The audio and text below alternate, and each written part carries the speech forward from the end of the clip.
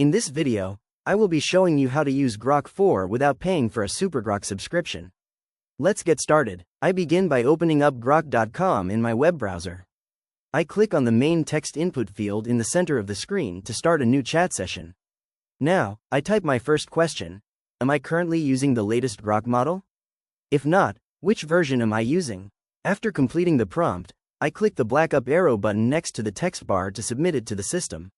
Within 6 seconds, Grok returns a definitive response indicating that the platform leverages Grok 4.3 as its flagship engine.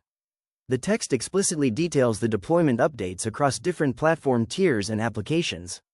I scroll down the page slightly to read through the complete textual breakdown and examine the suggested follow-up queries listed at the bottom of the section. Next, I click back into the text input area marked Ask Anything. I enter a new question to understand the practical restrictions. What features are available in my current Grok plan compared to the premium subscription? I click the up arrow icon again to execute the search request. The screen updates as Grok performs a live web search to cross-reference plan features, limitations, and tier comparisons. Within seconds, it generates a comprehensive structured overview. The response opens with a note about tracking individual account statuses and quickly moves into a distinct breakdown of Grok plans. I scroll down further to reveal a detailed comparison grid. The table maps out critical dimensions across a free tier, X Premium Plus, Supergrok, and Supergrok Heavy. I carefully scroll through the metrics covering model access, usage limitations, conversation length, image generation, voice capabilities, multi-agent tools, and technical features like file analysis or coding blocks. Below the table, a key notes section categorizes user recommendations based on daily workflows.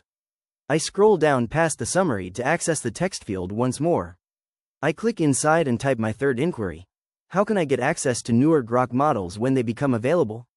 I click the arrow to submit.